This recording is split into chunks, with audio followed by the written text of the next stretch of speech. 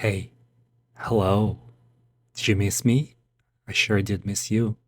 I had a pretty busy life for the last couple of years. I got married, had kids, got divorced.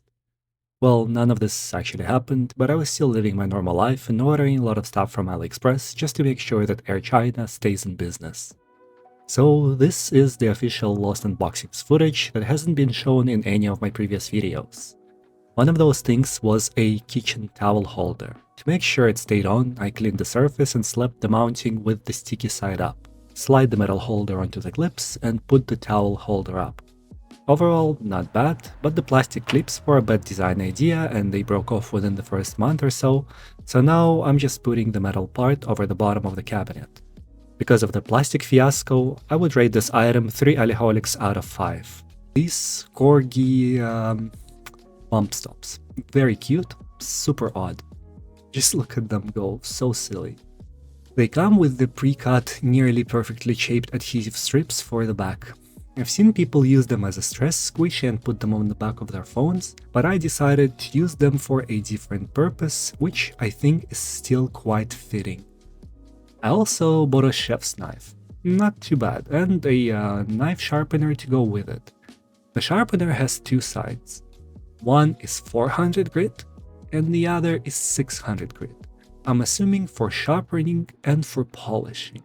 I sharpened the knife right away, and here is me cutting the grape with it.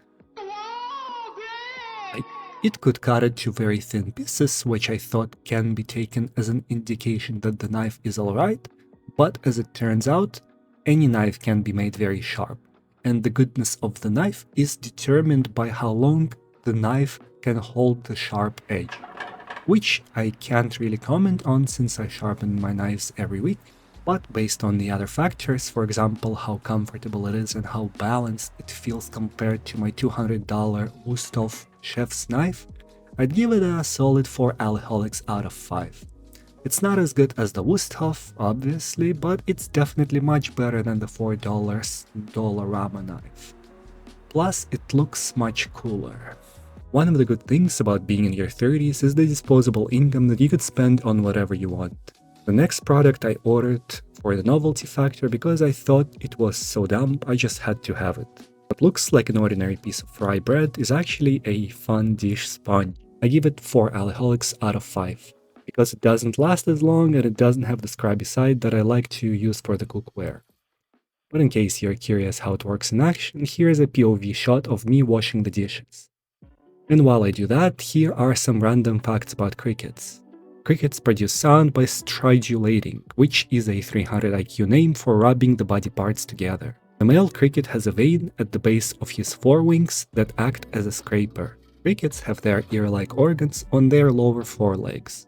So when the cricket hears the sound, it means that its whole body vibrates, but the legs are the organ that feels most of the vibration. Because of this, it's remarkably difficult to sneak up on a cricket without it hearing you coming.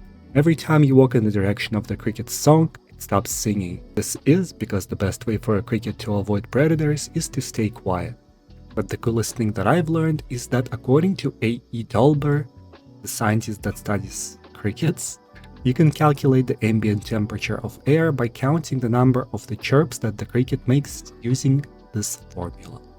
This brings me to another thing that I bought for the summer, which was this $9 chest GoPro mount. I've used it for making motorcycle POV videos, but I suppose it can also be used for hiking videos, parkour, running, and whatnot. The mount is compatible with GoPros as well as all the SJ cams. For the price and even overall, I can't complain about anything. Easily 5 alcoholics out of 5. This shower head was going viral on TikTok for a while, so I thought, wow, that's kinda cool, and ordered one. The quality of the build seemed pretty okay right out of the box, but unfortunately the shower head did not survive past 2 weeks of being used in my household.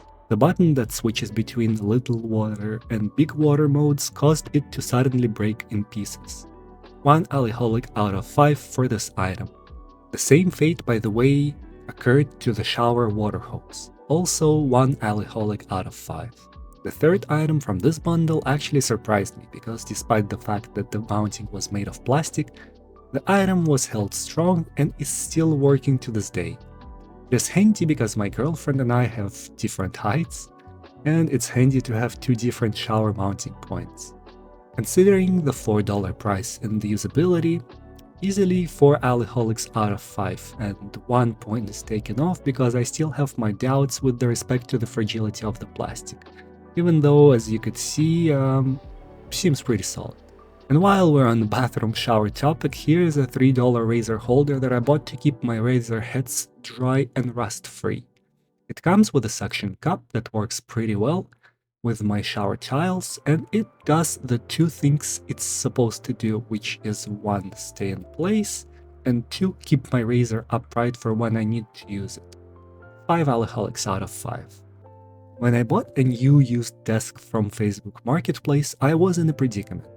Door hinge broke off on the door side and the screw holes were as used as Borat's sister. So without knowing any better, I bought this nifty repair kit.